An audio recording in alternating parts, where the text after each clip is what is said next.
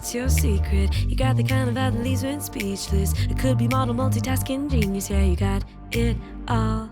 Alrighty, welcome back to Breakthrough Conversations with Rhoda and Company, where we celebrate the power of reinvention, resilience, and bold new chapters. Today's episode is titled Debt Free and Denim, Crafting a Second Act with Purpose. And we are featuring a dear friend of mine, Tanja Huston. And if you're watching the podcast, you'll see one of the bags she personally designed that we're going to get into. So she's someone who proves that retirement is not the end of the story. It's just the beginning of a more colorful one. And she was a prior colleague of mine, longtime friend. And Tanja is a retired HR executive who traded corporate policies for purpose and boardrooms for thread. Tanja is the author of 3 children's books, including her debut, Juju's Big Surprise. And she's the founder of Tanja's Books. It's a nonprofit children's literacy program. But that's just chapter 1 of her second act. She has also discovered this creative superpower where transforming everyday materials into a one-of-a-kind fashion pieces. We're talking a purse made from a pillowcase, a hoodie born from a comforter, and I personally own this hot pink denim tote bag that used to be a pair of white jeans thanks to Tanja's creativity and her generosity. So from debt-free living to denim masterpieces, Tanja is seriously a walking, sewing, storytelling example of today's theme, the art of reinvention, how to turn what you have into what you want.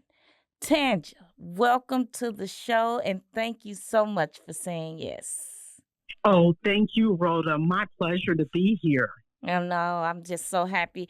And we hadn't seen each other in several years. We hadn't talked, and we reconnected, and we've since spent a day together that I can't get out of my head. And I was like, I gotta have you on. I gotta have you on. So, Tanja, take us back to the moment you realized I'm closing that HR chapter and I'm ready for something new. What did that transition look like emotionally and practically? Well, Rhoda, first of all, thank you as well. I enjoyed reconnecting with you, and this Mhm. is such an honor, and I'm humbled just to share my experience with you and the listeners. My last chapter began in 2018. Mhm. I worked for corporate HR for over 30 years. The scene was changing. We had changes of the guards. Um, Started noticing and seeing that the direction of the organization was going to a place where, Mhm. I just wasn't comfortable with. And Mhm. being in HR, you can see so much. And I saw a lot of our talent just walk out the door, people Mhm. who had been there for years and had so much experience, and that transfer of knowledge wasn't coming back in. So it had me pause to say, um, do I want to stay in this Mhm. organization and stay in this role, or is this an opportunity for me to walk away? So Mhm. at the age of 51, I Mhm. made the decision to walk away. I had such peace about it because my faith Mhm. is everything. And as you know, that it's everything. It's the driver Yes. of who I am and why I am where I am today. And but at 51, of Mhm. course, the emotions is this the right thing to do? Mhm. What is the next chapter? What does that look like? And I definitely wasn't old enough to retire. Mhm. So I did another 6 years. I took the skills and the abilities that I Mhm. had, and I started my own consulting HR for six Mhm. years, and then it was time to close that chapter, put that book down, and open up my new book in terms of just being creative and starting my sewing and my Mhm. painting and really amping up my work with children in terms of writing my books and starting my Mhm. nonprofit. Mhm. And that's where I'm at today. Mhm. I have so much admiration for you in general because I've gained that over the years when we worked together and we became so close and I got to know you. But this added a whole nother layer. So we had the opportunity to spend the day with Tanja, my husband and I, and he to this day, Tanja, is still talking about that day. He was so inspired by you and your husband and all the knowledge and wisdom that you all poured into us. And you having first of all, the self-awareness and the wisdom to pause and say, you know what do I want to do next at the age of 51? Then you say, you know what, I'm not going to panic. I'm going to lean into my faith, and then I'm going to start my own business. And God made a path for you to do that and still retired early. Look at God. I'm so happy for you. Most people, Thank you. Tanja, they retire to rest. You retired and started creating. What sparked your journey into writing children's books? You know, that's a great question, and Rhoda, I know as a friend, you know my story personally, Yes. and I was able to actually share my story in 2016 on a big stage with one of my employers. You know, it was about 500 executives in the Awesome. room, and they knew me as Tanja, HR person. Go to, I have a problem, but they didn't really know my story. And in 2012, I'll share it. I was diagnosed with breast cancer, stage 3 breast cancer, and I knew that my faith was going to get me through it. I knew that everything was going to be okay, one way or the other, whether I was going to pull through it or not. And my question to God was, I know you're going to take care of me. What is it that you want me to learn from this? And along that journey, my lesson was to help others that were going through it. It was also to really look at what's your legacy. And I was grateful to connect and be a people person to help organizations and individuals triage through hard times. But I just knew that was not my real purpose. And I was in my backyard raking leaves, and the Spirit of God said, you need to write children's books. You need to write a story that's based on children who have their own narrative. And I thought about the kids and my son and my nieces and nephews asking me all sorts of questions through my cancer journey. So that really sparked me to start writing books for kids to see themselves in. And as a child, I loved to read, and I just didn't see myself in books, and I didn't see myself in dolls. So this was my opportunity to start a new platform. That is beautiful. It's beautiful. And yes, I do know your personal story, and I really appreciate you sharing it, and I'm sure the listening audience does as well. Tanja, what's the high level overview of Juju's Big Surprise? What's the essence of that story? So, you know, part of the writing process and the inspiration was, number one, I wanted to write stories where kids are not seen or heard. And so as an African American person and child, and I got nieces and nephews, there were not very many books out there that had representation of children of color. And it's so important to see yourself in stories so that you can relate to and know that you're valued. And then two, part of my legacy, I wanted to leave to my family. So all of my characters are nicknames of my nieces and nephews. So I wanted to leave them something so that they can see that I was thinking of them as well. So every character in my book is the nickname of my 32 plus nieces and nephews that have nicknames. Wow, that's amazing. Yeah. So let's talk about denim. When did you first discover your gift for design and sewing and upcycling fashion? You know, Rhoda, that is a good question. You know, I think I've always thought of myself as a creative person, but it wasn't until I retired that I think I hit the capacity to really have the time to, you know, try new things. And my husband, he bought me a sewing machine. His mom is a fabulous sewer, so she kind of looked over the machine, and I have to share this quick story. Okay. In high school, we all had to take on sewing, and for the life of me, I could not operate a sewing machine.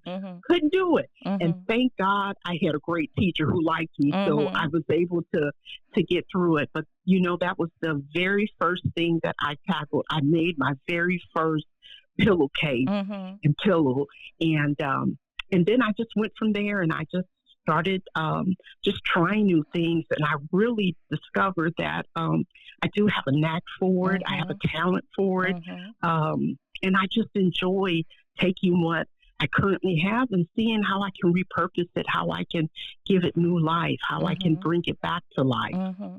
That's beautiful. And I heard a few things in what you said. Number one is you didn't even know how to operate a sewing machine. Couldn't figure it out. Later in life, here you are, not only operating it, but making beautiful masterpieces. So the lesson in that is just because we didn't know how to do something earlier in life doesn't mean that we may not master it later in life. So that's a big lesson. The other thing I heard you say, Tanja, was that you finally had time to allow and the capacity to allow your gift to show up. And you prioritize that in this space that you have. And now, look, I'm reaping the benefits, and anyone else that's following you and that's aware of the pieces that you make. You have some beautiful pieces. I'm a huge fan of denim, but everything you had and that you shared with me was gorgeous. But this hat collection that was all denim, different styles and layouts, and then the purses and the bags. And for those that may be just now dialing in and listening, I have a beautiful pink denim frayed bag that Tanja gifted me that I'm actually sitting here with, pinked out today with, and I'm so grateful for it. And it's super creative and jazzy. So Tanja, what's your favorite transformation you've ever made out of an unexpected material? Oh, that's a great question. Rhoda, I think I'm not there yet. Okay. I push the envelope. I try new things. I try creative things. I battled battled my fear of, will people like it? These thoughts are in your head. Oh, they're not going to like it. And, I think the message for me is more important to put something in this space that's yours and to get a reaction. Right. Even if someone doesn't like it, it's a reaction. Yes. And, but I think to date, I probably would say there's one to two pieces. The one piece I think I showed you where I just took some remnants of denim and I made that different clutch purse that almost looked like triangles. I think that was really kind of cool. Yes. Again, just, I always want to be a good steward of what God has given me because everything that we have, I feel, is not ours. We're just overseers. So I want to be mindful of that. Yes. And then I made this really very cool. I think this is probably one of my better pieces that I could probably say is close to the favorite. I took this quilt and I made a detached hoodie from it. So the actual hood, the hat of the hoodie, you can wear it separately. Wow. And it is gorgeous. It truly is gorgeous. Wow, you're super creative. And I love that everything you make, it's like you're upcycling. It's coming from something else. So it shows how you can repurpose things. I love that. We're going to switch topics because everything we're talking about today, Tanja and I touched on when we had our visit. So I was like, the broader audience needs to hear these things. And one of the things we talked about was money management and the mindset around money and the freedom that comes with it if you are doing the right things. So you're very serious, Tanja, about money management and debt-free living. Where did that discipline come from, and why is financial freedom so important to you? Oh, Rhoda, this is a hot topic right now. I mean, in light of just what's going on in the world and people just wanting to have a better life for themselves, and they want to have a life where it's comfortable bold for them, and I Mm-hmm. get it. I totally get it. Mm-hmm. I think for me, it's twofold. Mm-hmm. One is definitely 30 something years in human resources. Mm-hmm. I was able to, and as an executive, I was able to touch and have access to every department and Mm-hmm. every organization, right? Mm-hmm. And also able to, talk to leaders, some great leaders, some leaders that, were struggling. And I learned so much. I always seek to understand. And so I Mm-hmm. learned a lot about cash flow. And I learned Mm-hmm. a lot about strategic planning and budgeting Mm-hmm. and how do we get to and how do we forecast the next 3, 4, 5 years? But more importantly, what does organizations do when there's trouble, right? Mm-hmm. And Mm-hmm. and we're not meeting our mark, and the revenue is not there, and a lot of times have to make the decision that we have to cut staff, right? Right.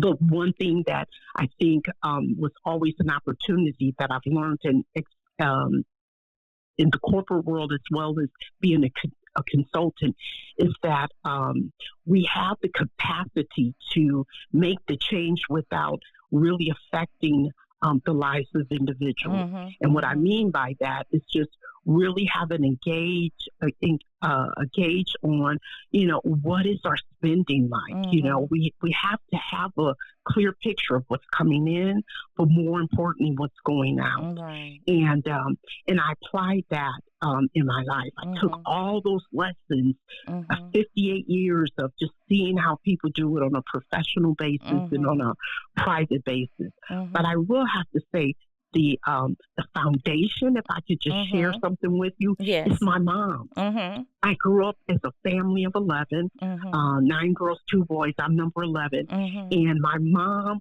she was brilliant when it came to money management. Mm-hmm. We didn't have a lot. She was a cook by trade, Mm-hmm. and she kept her family together and she fed them. And I'll share this one story Mm-hmm. with you that I didn't realize it as a child, but as an adult now, she's been gone for 34 years. But as an adult, I see what she did. Mm-hmm. So we lived in Kirkwood, and we would go shopping at Kroger's. Mm-hmm. And so my mom would have a budget every week of about $40 or $50 a week. And Okay. mind you, I was born in 1967. Mm-hmm. So Kroger would have this sale Mm-hmm. that meat, you could buy meat, and at this particular time it was chicken. So customers could only buy 4 at Mm-hmm. a time. So go in there, you can only get 4. So my mom, in her brilliance, Mm-hmm. she sent out my 4 sisters Mm-hmm. and at different times and told them to go in there and buy each of them bring back home 4 chickens. Mm-hmm. And I just think that is just so profound, Mm-hmm. that she took what she had, which was not a lot, Mm-hmm. and she managed that money, Mm-hmm. Mm-hmm. and we didn't have a lot of our wants, but Right. we had what we needed. Needed. And Mm-hmm. that was my foundation. That really is. Yes. And that is what I take today. Yes. And you watched her. Yes. And we used to call it stretching your dollars, being Yes. smart with how you spend your money and maximizing what you can get with it. Yeah.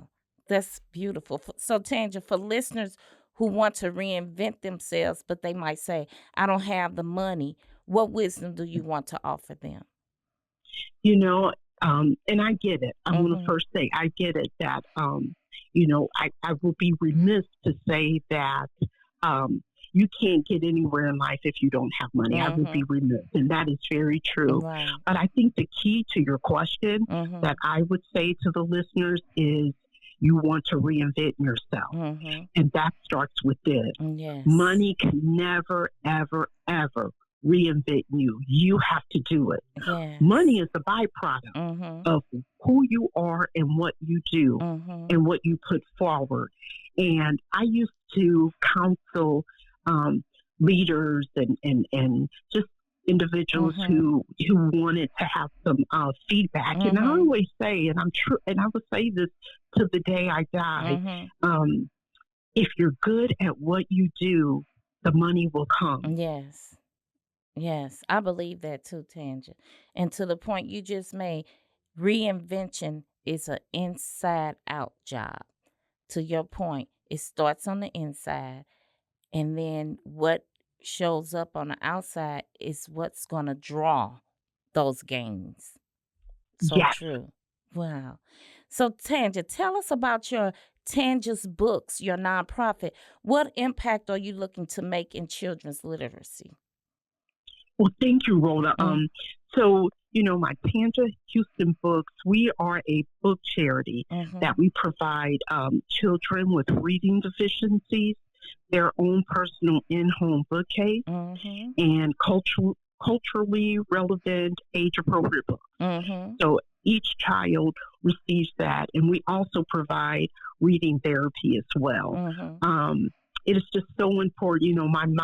My motto is, I write for children mm-hmm, so that I can give back to children. mm-hmm, And the impact that from what I do in my nonprofit, mm-hmm, it really is to um, foster a hope and a drive where children um, will love to read. mm-hmm, As a child, I love to read. mm-hmm. Everybody else was out in the streets and they were playing games and going places and I'd be at home reading a book and I would get lost Mm-hmm. in narratives and stories and I Right. always wanted to seek to understand. Even as a 58-year-old, Mm-hmm. I still read and I seek to understand. I want to understand other people's opinions, Mm-hmm. even if they don't agree with me. Right. I wanna know all sides, and Mm-hmm. I want young people to understand that as Right. well. Right. So when kids read your books, what's the one feeling you hope they walk away with? Wow. I think, Rhoda, I really want them to have a hunger for more. Mm-hmm. I want them to want more stories. I Mm-hmm. want them to have a love for more books. Mm-hmm. I want them to have a love to see themselves more. Right. Yes. I remember growing up, I used to love to read books too. And it was like an escape from all the noise and the situations that I often found myself in growing up in low income housing projects. So yes, I agree with you that the books are foundational as well. They become these kids grow up and become adults and they become information seekers as a result of them having the love for reading. So the work you're doing, Tanja, is mission work. We thank you for that.